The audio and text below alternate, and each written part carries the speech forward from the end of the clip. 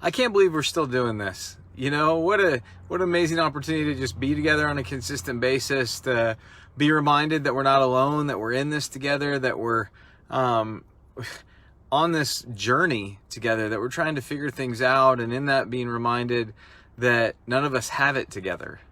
And that's why we need one another, and that's why we need a reminder that we need Jesus, right? This morning, I posted a verse thinking about just that God gives us perfect peace, and wondering, like, that's a great verse. That sounds fantastic, but I don't always feel that way.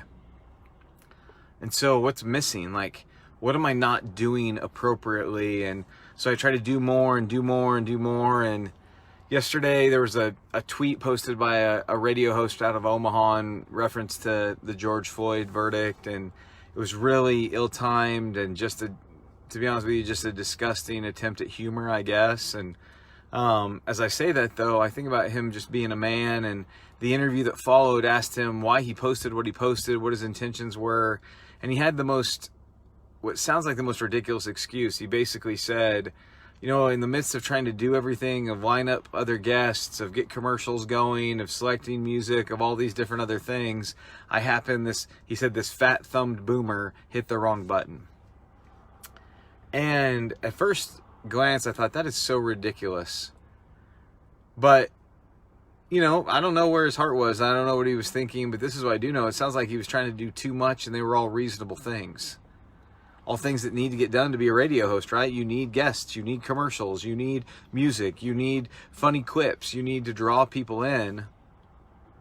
And so I wonder if the reason why, how this connects, I wonder if the reason why I don't have peace is I'm trying to do too many things to create peace.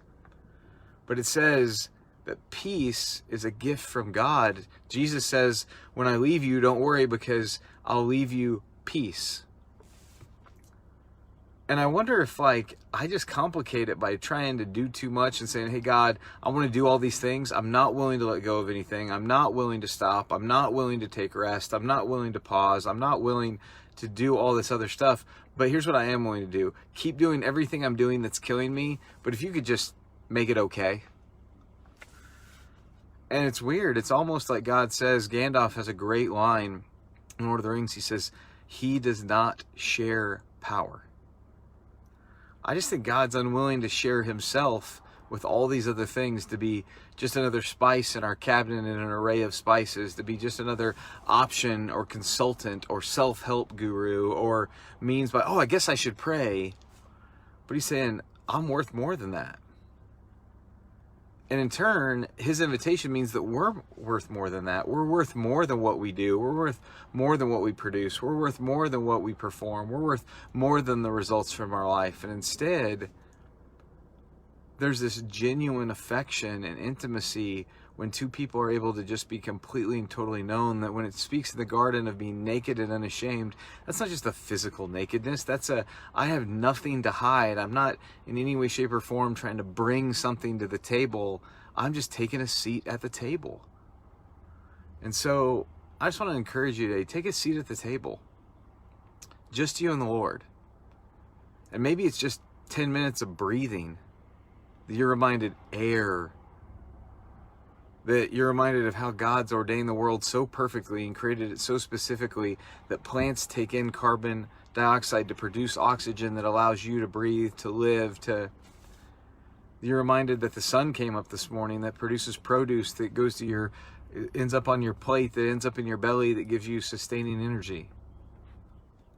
That God says that rest is part of life, not something to be avoided in life.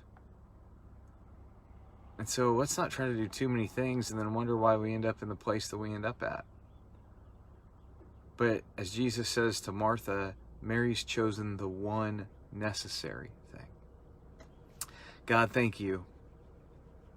Thank you that in the midst of all that's going on and all that's moving and all the things that keep me distracted and keep my mind running and keep me wondering, how are we going to solve it? How are we going to fix it? What more needs to be done? What's next on the list? How can I move forward? Peace, stillness, silence, solitude. The language in which you speak, the means in which you connect. and the motivation behind any change that we might make. So God, if you have to, make us pause. Make us lie down in green pastures. That we can experience a life without lack. That our cup can overflow with your love, your grace, your peace. We long for you, God. Help our lives to reflect that. And it's in your Son's name I pray. Amen. Love you guys. Praying for you. Pray for me. Talk to you soon. Can't wait through this weekend. Woo!